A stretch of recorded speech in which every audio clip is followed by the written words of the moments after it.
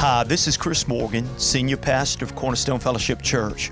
We're a non-denominational, full gospel church located in Matthews County, Virginia. Thank you for listening to today's message.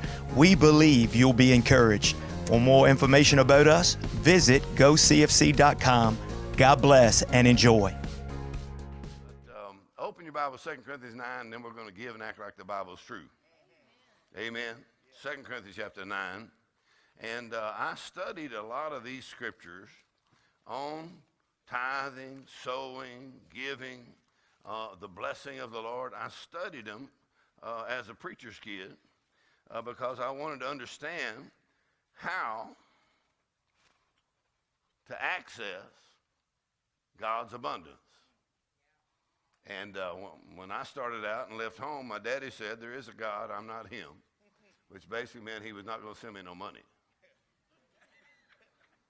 So that means I'm going to have to learn how to believe God. And so I had to go over the scriptures again and again on this subject because it's possible to be strong in one area of your faith and not be strong in another area. And so I had to go over the financial scriptures many, many times to understand how to access God's grace in the area of finances. Praise the Lord. So 2 Corinthians chapter 9, that's what Paul's talking about here. And he calls this giving, he calls it sowing. Sowing. So when he calls it sowing, he calls giving sowing. Now I call it farming money. And the Lord said to me, your sowing will outperform your savings. He said, and there's many things you will get faster by sowing for it than you do by saving for it. All right, and not that God doesn't want you to have things that you desire or that you dream or believe for. He just said, you'll get it faster by sowing for it than you will by just saving for it. So it's been my experience over the years that sowing actually causes a faster return and a greater return than just trying to put the money away. Nothing wrong with saving. The Bible teaches us to save. But many times the money I put in saving, I'll take some out so I can do my sowing. And then God will multiply my saving. Thank you for your enthusiasm. Praise the Lord. So 2 Corinthians chapter 9, he calls sowing, giving, sowing. And he says, and there's two ways you can give or two ways you can sow. He said you can sow sparingly.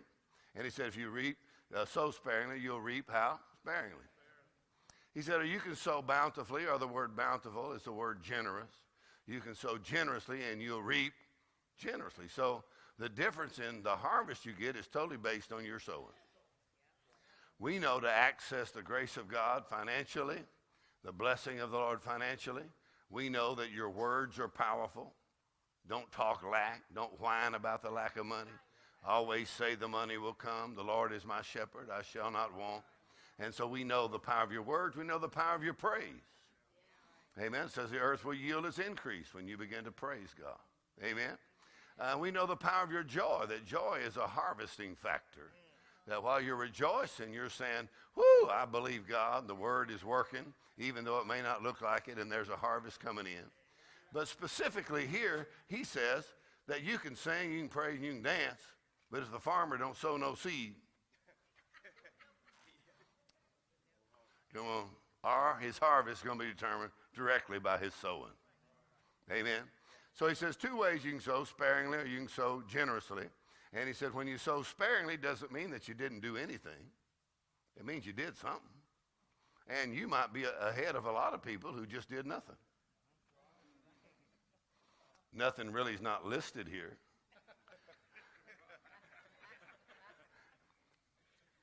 He said two ways you can sow, sparing or generous. Nothing was not listed.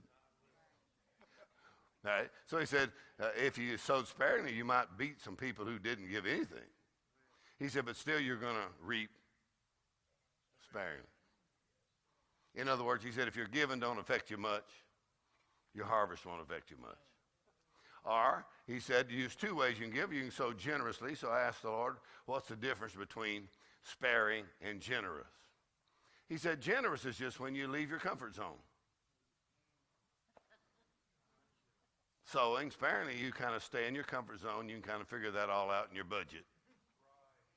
But generous is when you kind of leave your comfort zone a little bit Amen. And you actually need the harvest. You're actually believing for the harvest. So he said, if you'll sow generously, you'll reap generously. The importance of generosity, Dad Hankins said, Pastor Bruce Black asked him, if you were looking for a leader in your church or your ministry, what would be the number one thing you would look for? Number one characteristic you would look for in a leader. He said, I would look for someone who's generous. He said, because someone who's not generous will shut down the move of the Spirit of God. So even the Holy Spirit don't like stingy people. So you could say it this way, your generosity affects more than just your finances. It'll affect the way the Holy Spirit works in your life because it opens your heart. Are y'all still here? Yes, so when you sow generously, and the great thing about being generous is anybody can do it. You don't have to be rich. Come on, you just have to be generous with what you have. Amen. And so when you sow generously, he said you'll reap. Seeds guaranteed. Amen. So there's a harvest coming in. Then he said God likes it when you sow and you get happy about it. So I said, well, Lord, how come the giving part of the service is usually the saddest part of every service in every church? Quietest, saddest, not here, of course. But usually, most churches, you know, when you talk about tithing or giving, people kind of like, get that over with as soon as you can. But a lot of people want to sing like David sang and dance like David danced. They just don't want to give like David gave. Because in 1 Chronicles 29, David, who was a man after God's own heart, when he gave, he said, it is over and above, this is not my tithe, this is over and above everything I've prepared. And he gave $1.5 billion. So I read the whole chapter, and I saw the generosity of King David. You can see why he was a man after God's own heart. Turn to his mighty men, and they gave $2.5 billion. Or the Bible says here that God loves it when you get happy. And so when they gave generously, it says they rejoiced with great joy. Let's try that one more time. When they gave generously, they rejoiced with great joy. So I asked the Lord, why isn't there great joy during offerings in church today? He said, well, most people give just enough to irritate themselves. He said, but true generosity will open up something in your spirit, in your heart. Or Avery Jackson, who's a medical doctor in Detroit, Michigan, comes to our meetings when we're preaching for Bishop Keith Butler.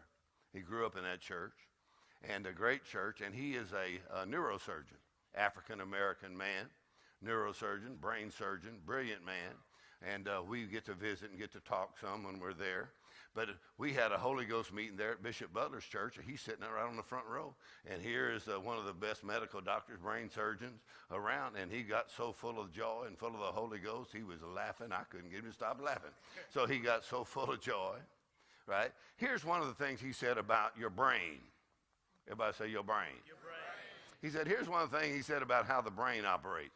He said, your brain has a pleasure center, he said, that lights up when you give. He said, matter of fact, that pleasure center in your brain, when a person gives generously, it lights up. Or you could say it this way, God created you to give.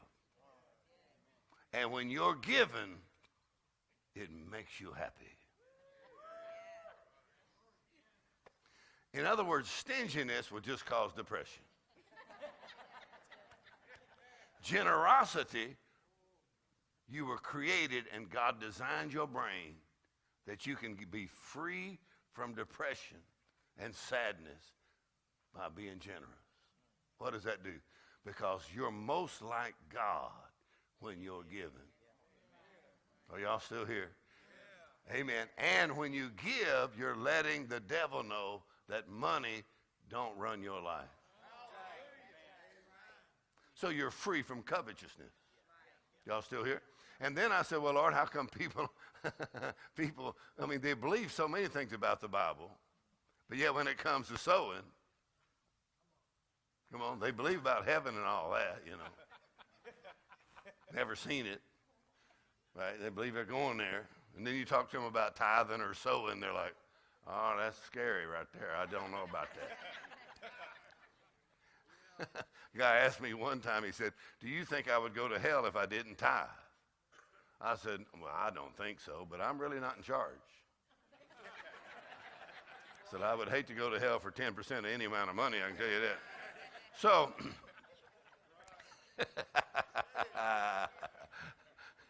so he said, God loves a cheerful, hilarious giver whose heart is in his giving. So I said, well, Lord, how can people give and get happy about it? Go right on down the next verse. He said, every man according as he purposes in his heart, so let him give, not grudgingly or necessity. God loves a cheerful giver. And look at verse 8. And God is able to make all grace abound toward you, so that you always have all sufficiency in all things, may abound to every good work. Woo, God's able to make all grace abound. I believe God's able to do that.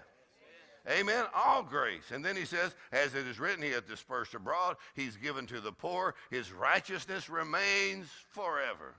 Verse 10. Now he that ministers seed to the sower will minister bread for your food. He will multiply your seed sown.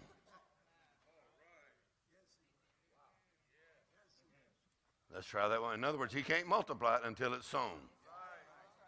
But he said he'll multiply your seed sown. So I asked the Lord, I said, Lord, how come people are not happier when they're giving? He said, because they're thinking subtraction. He said, but if you want to get your thinking in line with God, when you're sowing, think multiplication. So every once in a while, come on now, when you're a sower, when you're a giver, every once in a while, if you don't feel like you're getting the results that you should, just pull out one of those checks. May have already run through. And say, now, God, you said you'll multiply. Lord, I thank you that you multiply this seed that is sown.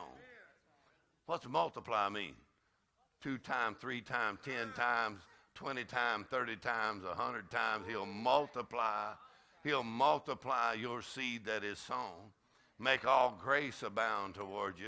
So instead of thinking just what you're sowing, think or give with a harvest in mind. Matter of fact, if what you have in your hand is not enough to meet your need, it really cannot be your harvest. It must be your seed. Are y'all still here? And so when you're looking at your finances, your situation, and you just say, Lord, I want to be a sower, he says, God gives seed to a sower. Now, I'm a pastor, been a pastor for many years. Now I'm a pastor to pastors, and then I'm a preacher and travel. So the Lord said it to me this way. He said, I did not say that I give seed to preachers. He said, I give seed to sowers. He said, matter of fact, you can be a great preacher and never get a great harvest if you're not a great sower.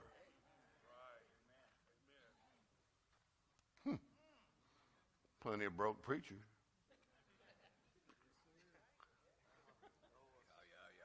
So instead of just being a great preacher, you have to learn to be a great sower. And if you're a great sower, God said, I'll give seed to the sower. Or the Lord said to me, if you'll get addicted to giving, I'll support your habit. All right. Now, if you're going to be able to be a blessing, like we go to many countries and take thousands, hundreds of thousands of dollars all over the world to bless people in Vietnam, Nepal, and East Africa, and Ukraine, all over the world. To be able to do that, I told the Lord, I can't afford that. But he said, I can. All right, now listen. Here's the way Jesse Duplantis, who's a good friend of mine for many years, actually my dad was his spiritual father. And so Jesse said this, when he first had a Toyota trying to put gas in it, he didn't have enough money to put gas in Toyota, and a jet flew over. And he said, the Lord said to him, Jesse, I want you to have a jet. He said, Lord, I can't even put gas in my Toyota. I can't afford a jet. He said, the Lord said to him, Jesse, I did not ask you to pay for it. I asked you to believe for it. He said, because if you can believe for it, I can pay for it. Oh, let's try that one more time, because most of us are all trying to think about what we can afford. Let's try this out. I said we're thinking about what we can afford and what we can pay for. But if you can believe for it, God can pay for it. And if you can sow for it, God can bring you the harvest for it. Boy, you ought to get happy already. I said, oh. In other words, to take your sowing seriously, because you're sowing. Amen. I told Trina when we first got married, I said, we will determine the quality of our giving, and God will determine the quality of our living. In other words, before we go buy a bunch of junk, y'all still here? We first got married. You better get the money straight when you first get married. Amen. That means we're not going to buy stuff, a house or anything that we cannot afford to give. Because the first house we bought cost $32,000 in South Texas. So the lady at the bank said, here's how much you qualify for. I said, before you figure out how much I qualify for, I need you to deduct 30% of my income, because that's how much I give every week.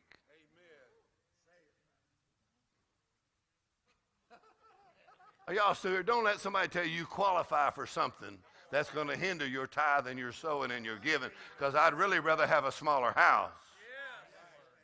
Thank you. I said I'd rather have a smaller house and be able to give the way I want to give than have some big house that's got me messed up for 20 years. You said, well, am I ever going to get the big house? Yeah, I already got the big house now, but I'm talking about 43 years ago. I'll put my giving first, and then the house will come. Thank you for your enthusiasm tonight. Praise the Lord. So when it comes to sowing, amen, and to giving, praise the Lord, take your sowing seriously, or the Lord said it to me this way. He said, I did not design tithing and giving or sowing for you to decrease. Because immediately somebody gets saved. Let's say somebody come to church and get saved. Come on, they come. You receive Jesus freely. He paid for everything. They come and get saved. And they're like, oh, I'm freely saved. Then you explain tithing to them. They're like, now I thought you said this was free. All right.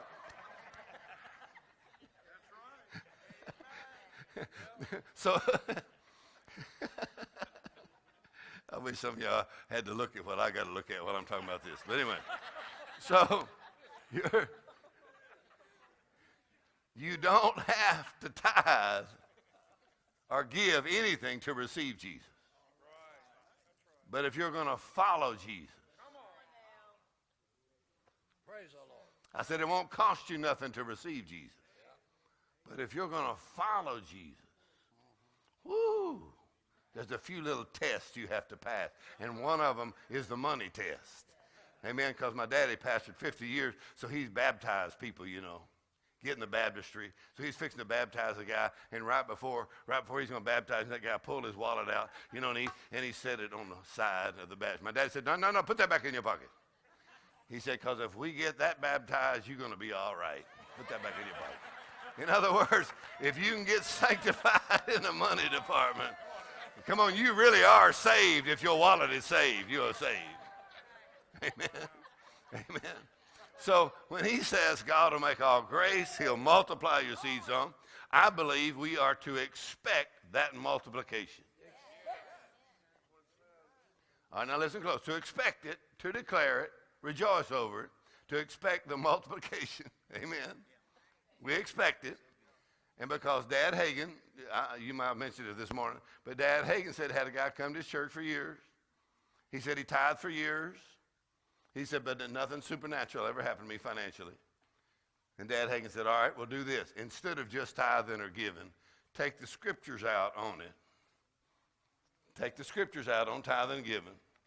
Meditate on them. And then expect supernatural results. And then declare, because I'm a tither and I'm a giver, God opens the windows of heaven. He pours out a blessing. I don't have room enough to receive it. I'm blessed coming in, blessed going out. He makes all grace abound towards me. My business is blessed. My job's blessed. My family's blessed. God multiplies my seed sown. So the Lord said this to me after all this studying. He finally just said this: I did not design tithing or giving for you to have less. He said, I designed tithing and giving for you to pass the money test, for you to increase. I did not design tithing and giving for you to decrease. You say, yeah, but I figured subtraction. But God trusts you with money. You know the federal government don't. Come on, they do withholding. Wouldn't that be great if we could do that, to call your employer up and say, we need to withhold at least 10% tithe and another 10% off and just send it straight to the church, because once they get it, we don't know if they'll be able to bring it. That's what the government does. I said, they withhold it right out of your check. Isn't that funny? How many glad God don't do that? How many think he might ought to? Look around. But I'm saying, no, in other words, God said, I'm going to trust you with the money. Amen. If your heart's right and you keep God first and you're a tither, you're a giver, and then you just say, I'm not just a tither, I'm not just a 10%er. Amen. I'm a 10%. You ever see how people tithe? I pastored years, and they'll tithe like this: $24.36. That's the way they pay their tithes. I thought they wouldn't even take God up to the next dollar, just so it'd be easier, to work your checkbook, just take God up to $1. How many of y'all could take God up $1? You say, do I have to take him up or down? Now, here's these three rednecks.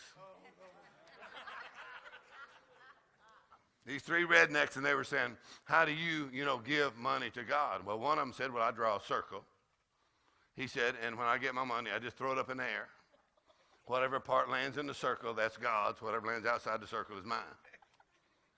The other guy said, well, I do something similar. He said, I draw a circle, and I throw my money up in the air. Whatever part lands inside the circle is mine. Whatever's outside the circle is God's. Another guy said, well, I do something similar. He said, I take my money, I throw it up in the air, and whatever God wants, he can take while it's up in the air, but if it comes down, I'm going to get the rest of it.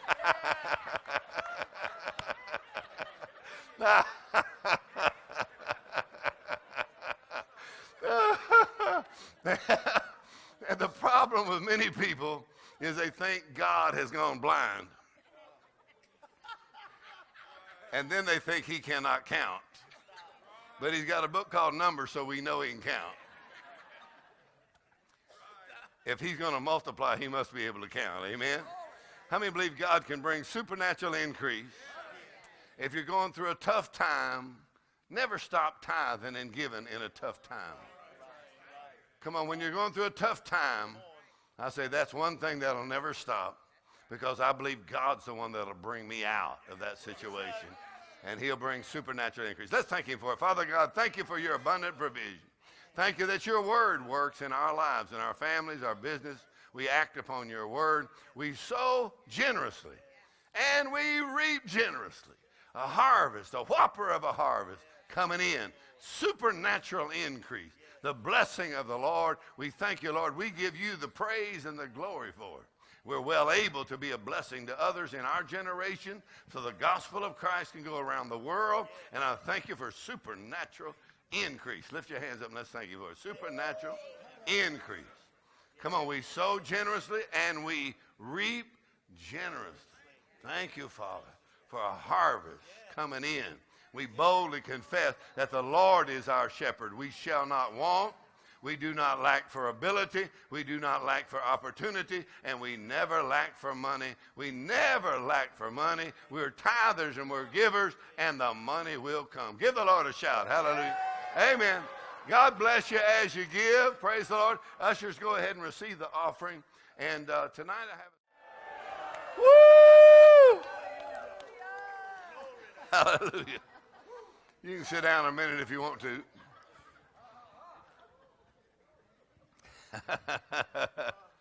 We've been saying this kind of all day. that faith ain't pretty.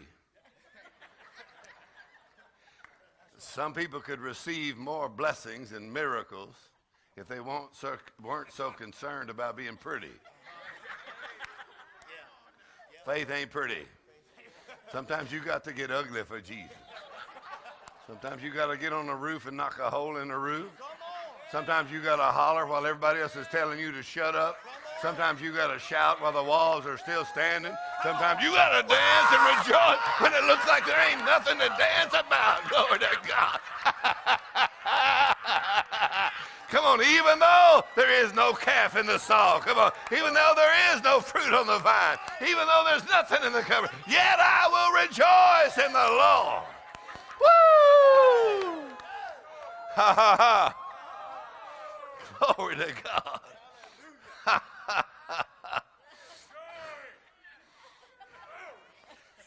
That when King David danced before the Lord. Now you can't call him a sissy. He killed a lion just with his hand. He killed a bear just with his hand. Come on, kill Goliath with a rock. Killed 10,000 Philistines. He's a bad man, I'm telling you. He ain't scared of nothing. If you was in a fight, you'd want to have him on your side. And yet when it came time to usher in the glory in the presence of God, you know, all of this is just a formality unless the glory and the presence of God is here. Come on, all a church can be a bunch of formality.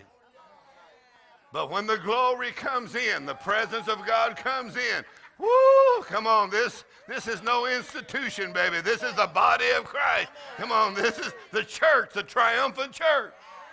And when the glory comes in, woo. So when David was ushering in the glory,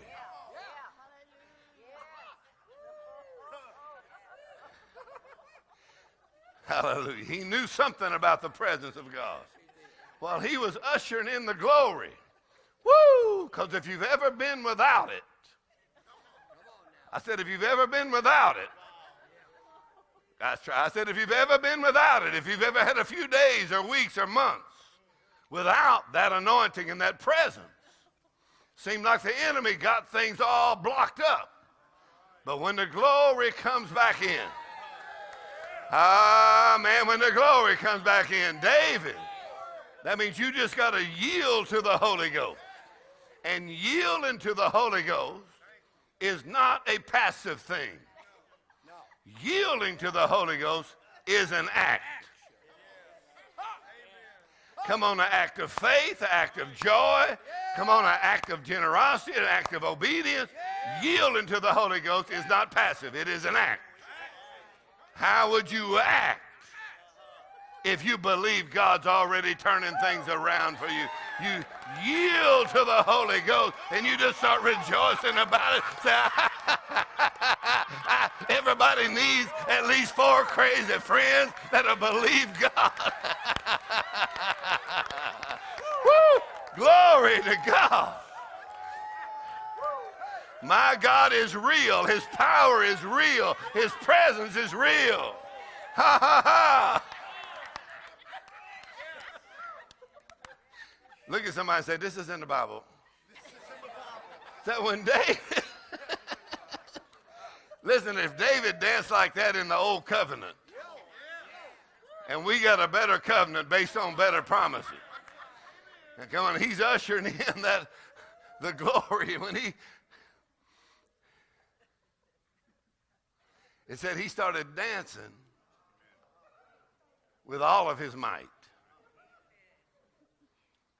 Dad Hagin, I saw him because we went to his Holy Ghost meetings for years. And if you wonder why I'm acting the way I am, it's because he slapped me in the head about 50 times. Knocked me out, man. I'm out on the floor. Amen. And he said, I want you to carry that glory or carry that anointing. Amen. So I saw him dance even when he was in his 80s. Now, he didn't dance the same. He had some scooting going on, but he was doing the best he could. I tell people, if you can't dance, you can scoot. You know, he'd do that. He'd kind of scoot around, scooting like that. It wasn't pretty, I can tell you. So when David danced, said he danced with all of his might. All of his might. Wow. So he wasn't taking no, dance lessons with some leotards on and learn how to do some cute little moves, you know. He was dancing with all of his might. There wasn't nothing but elbows and knees flying everywhere, man. He hadn't had no lessons. So some of y'all think, well, I don't know how to do that. I need lessons. We don't have no lessons. David didn't have no lessons. He just started moving, shake it to the east and shaking it to the west and shaking and moving like Terry. I'm not sure how he does some of those moves. I can't even copy them. Not sure I want to, but anyway, so when David danced with all of his might,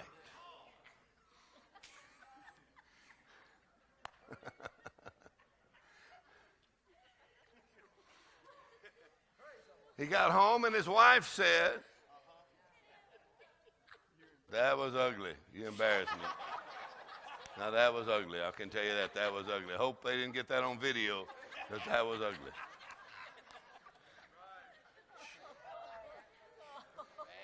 You embarrassed. Well, we know who she was. She was the daughter of Saul, who had lost the anointing. And the Bible says she was barren from that day. She was ashamed of the glory, the presence of God, and she was barren from that day. Well, when David danced, his wife said, "You look stupid. You look like a fool."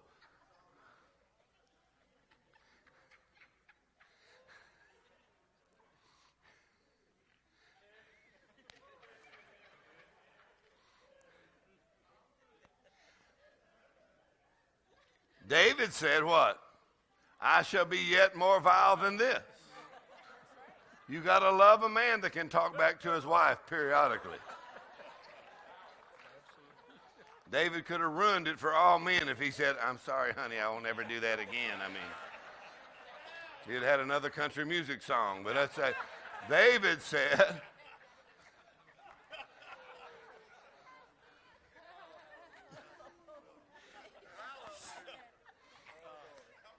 "I shall be yet more vile than this." In other words, this is fixed to get worse. So I don't believe that was the last time. Amen. And he said, "Because it was the Lord that brought me." I remember where I was. Oh, you're preaching now. I remember where I came from. I remember my situation when the Lord got involved in my life. I remember what happened when he poured that anointing oil upon my head. I know I was pretty normal until the Spirit of God came upon me. I know where I was. Come on, but when the Spirit of God came upon my life, he said, "It wasn't your daddy that made me king. It wasn't my education that made me king. It wasn't my great talent that made me king. Come on, it wasn't what I did that made me blessed. It was the Lord that blessed me. It was the Lord that redeemed my life." He said, "And I will dance before the Lord." Some of y'all are going to have to go in your bedroom and close the door. They say, "What you doing in there?" I say, "Just leave me alone. I'm in here dancing the best I can around the bed right now."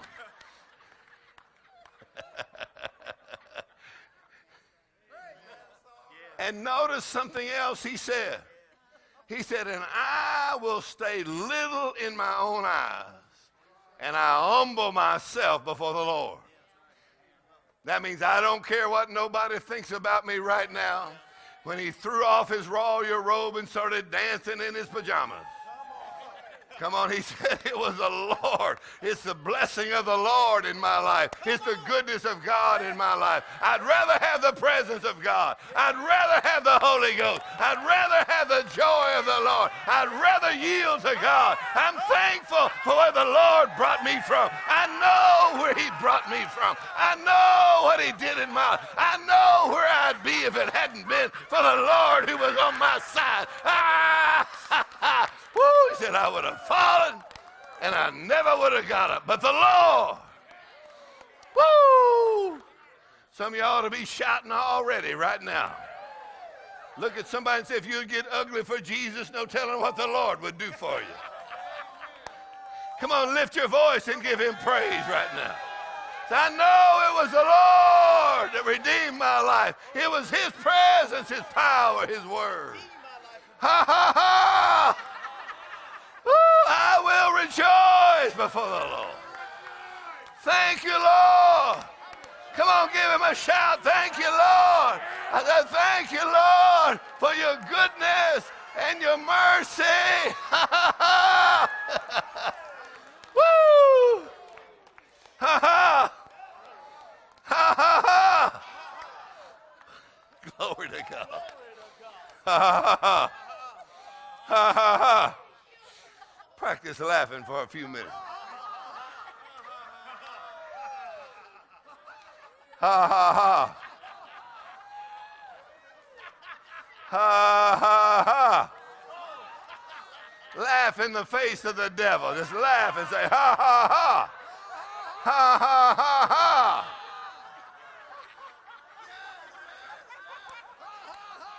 Ha, ha.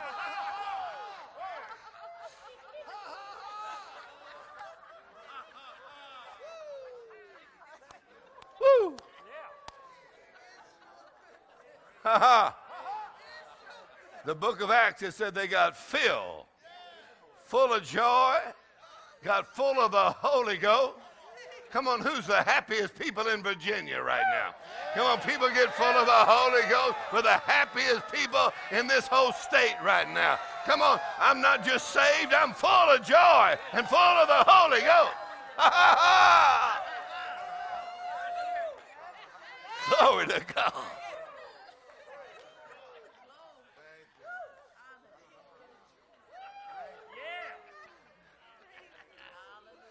Ha ha. The Holy Ghost will have you laughing at the most unusual time. You'll even try to tell him this is not a good time.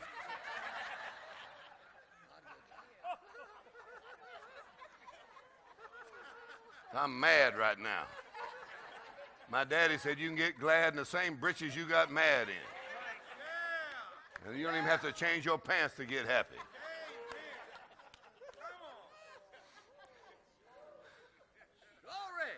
Trina's so funny. She's so amazing.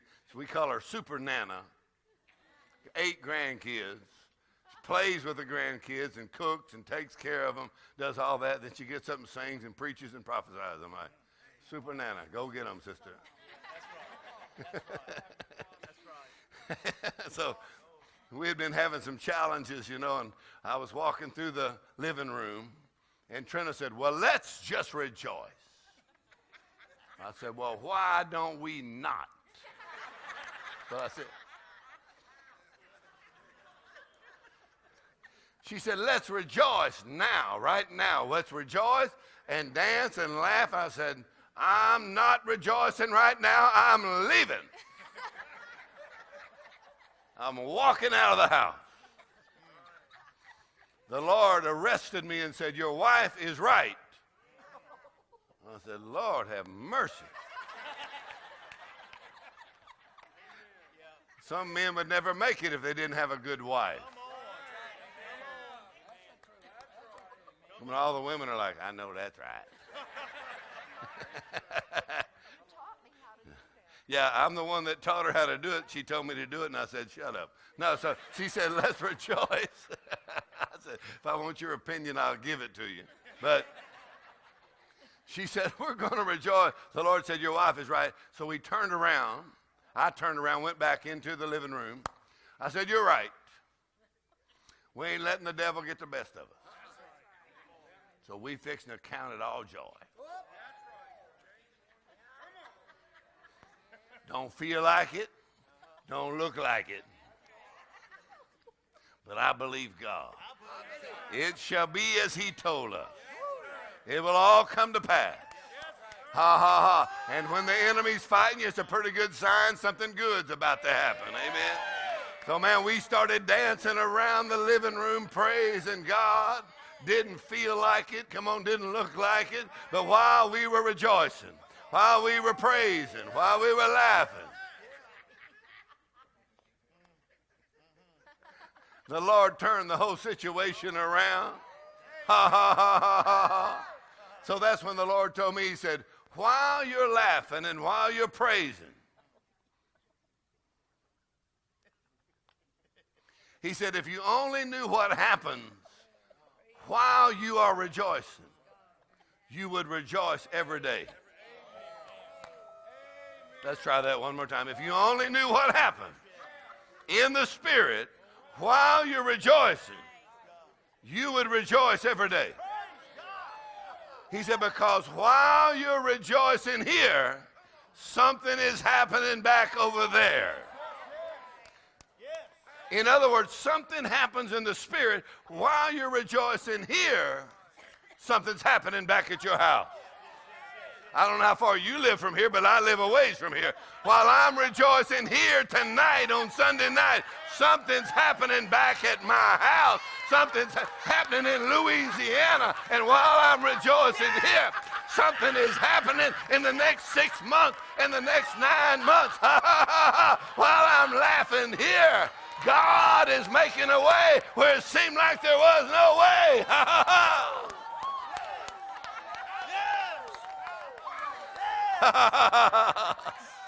Lift your voice and give the Lord a shout right now.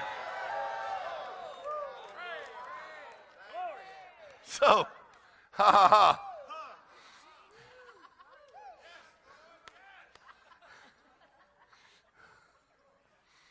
Hallelujah. So Dad Hagen said there's a move of the Holy Ghost that'll be lost to this generation unless we're taught by precept and by demonstration or by example. On the day of Pentecost, they were not only filled with the Holy Ghost and began to speak in other tongues, but Peter said, these are not drunk as you suppose. In other words, they actually got intoxicated on the Holy Ghost. Did you know there is what you call getting drunk in the Spirit? Amen. When you get intoxicated on the Holy Ghost, I call that losing your mind. If you knew how little you had to lose, you would let it go. In other words, losing your mind. Well, I feel like slapping somebody in the head right now.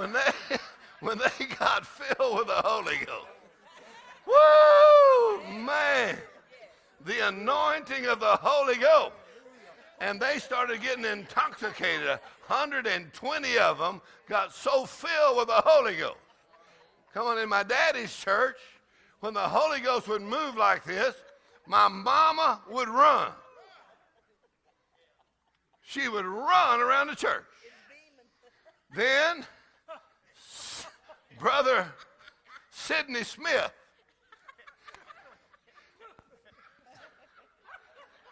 his wife just went to be with the Lord, 96 years old. I was just there preaching at my brother's church. So he would start to dance.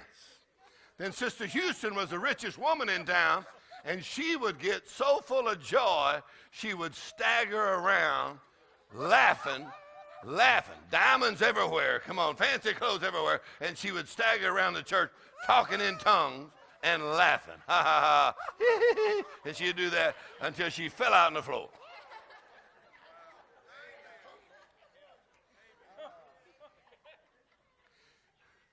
Mama's running. Sidney Smith, he would stomp,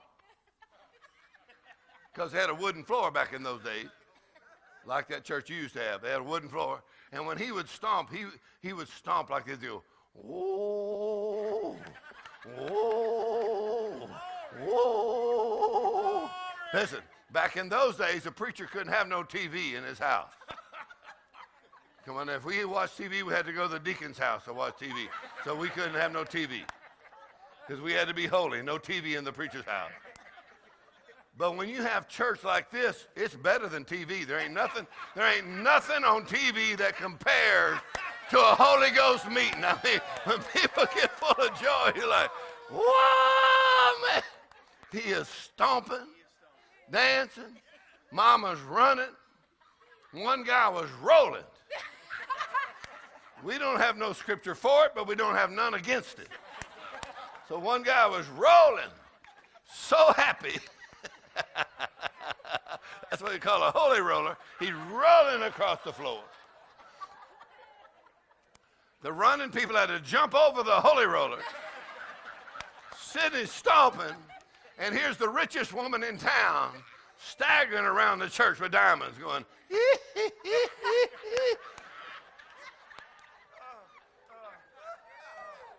ha, ha, ha, ha. Somebody said, well, that's unusual. Yeah, my dad's church, grew to over 2,000 people. And there was only 3,000 people in town. And the president of the bank, politicians all came, and they just watched my mama run. They go like, well, that must be something. I don't know what she's drinking, but I'd like to have some of it. In other words, they get full of joy. Anybody want to know what happened? Come on, one man came in, gave my daddy $1.2 million. Cowboy boots and a snap shirt. Listen, even people at the bank said, those people got some money down there. What's going on here? The blessing of the Lord by the power of the Holy Spirit.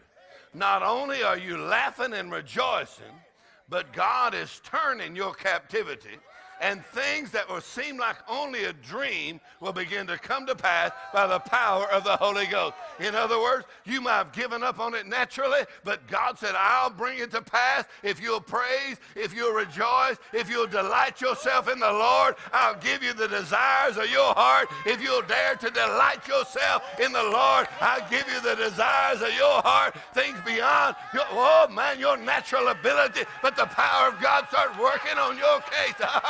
Glory to God. Hey, glory to God.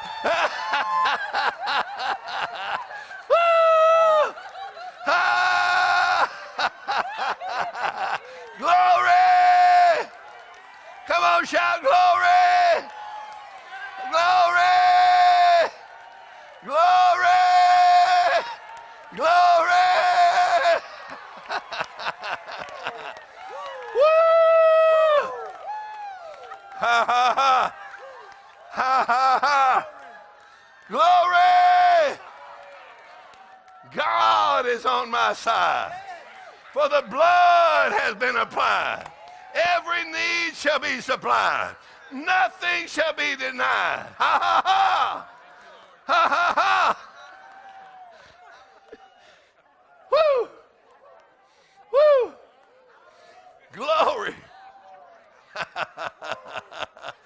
Woo. Woo. Ha ha. Ha ha.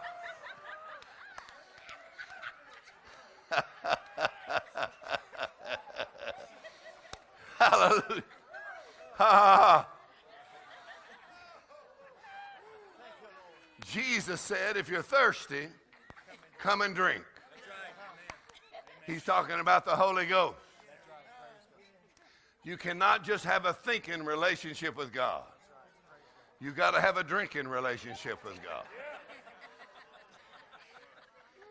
Some people try to figure out God. We would all be disappointed if you could figure out God, because we know how smart you are, and that's very disappointing. Eternity's going to be mighty boring if you figured out God. Jesus didn't say, come to me and think. He said, come to me and drink. I said, he come to me and drink. He said, come and drink. He said, come and drink. And you can tell in the church if you're sitting in the thinking section or the drinking section. You have to be careful you don't get stuck in the thinking section.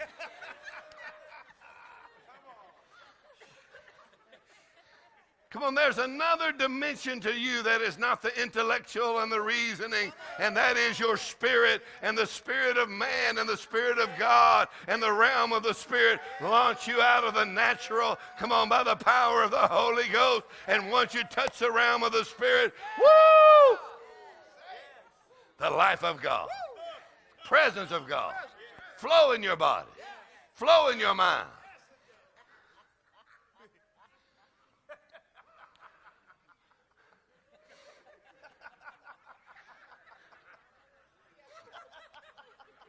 Me and the pastor's having a good time. Everybody needs at least 4 crazy friends that believe God. So when he said to drink, Jesus said, come to me and drink. Drink from my presence. Drink. What are you talking about, Jesus? He said, I'm talking about the Holy Ghost. That's what he said. I'm talking about the Holy Ghost. John 7:37 through 39. The Holy Ghost out of your belly. Now, he didn't say out of your brains, out of your head. He said out of your spirit. Out of your innermost being, rivers of living water. Woo! Shall flow. Hallelujah. So he said, you got to come and drink, though. Drink. Some people sip. They're like, praise the Lord. I think I got a taste. Listen.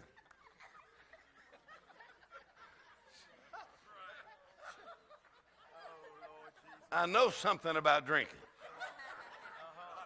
You cannot drink with your mouth shut. And you got to drink until you get under the influence. Come on, you get pulled over. You say, Ossifer.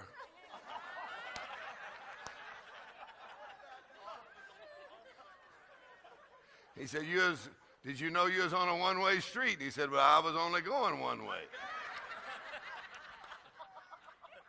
Said, well, didn't you see the arrow? I didn't even see the Indian. Listen. So you're drinking until you get under the influence. All right, now listen. When he said drink, you can't be in such a hurry when you're drinking. Take a little drinking time. Take a little time, because God's plan might be better than yours. Let's try. I said, God's plan might be better than yours. If you'd slow down on yours and get full of the Holy Ghost, you'd find out God could take care of business for you supernaturally. Ha, ha, ha, ha, ha. Come on, while I'm laughing, he's taking care of business for me. Ha, ha, ha, ha, ha. Come on, he's fighting my battle for me while I'm laughing. You don't even need to fight in this battle. He said, the battle is the Lord. The victory is yours. Come on, while they were praising, come on, God said, I'll set ambushments against your enemy. Ha, ha, ha, ha. Ha, ha, ha. You need to get so full of the Holy Ghost that it irritates some of your friends.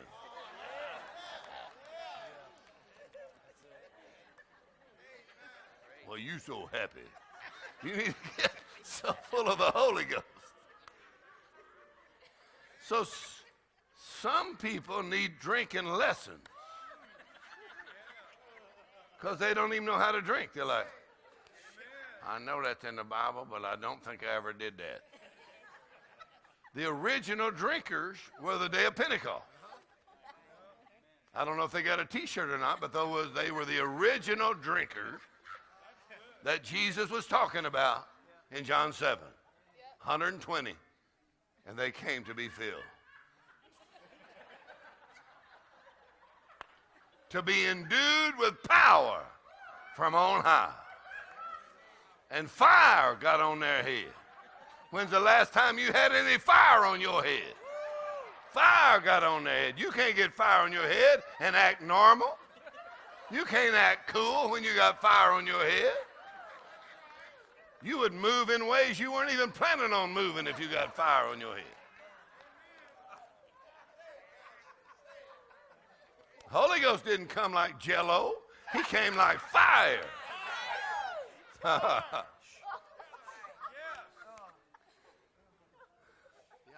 So if you don't know what this is a drinking meeting.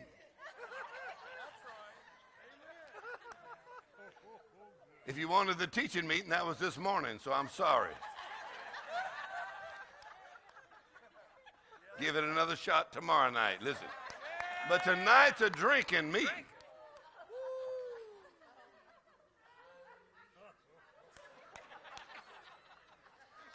So that means you need some drinking friends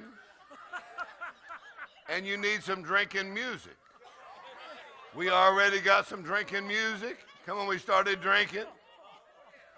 Where are you drinking from? Joy in the Holy Ghost, drinking from the presence of the Lord. You drink until you're filled. Drink until you're filled. Thank you for listening to this message. We trust that it helped you. You can visit our website at gocfc.com to listen to other life-giving messages, read the pastor's blog, or to find out how you can be a part of an upcoming service. We hope to hear from you or see you soon. God bless and have a wonderful day.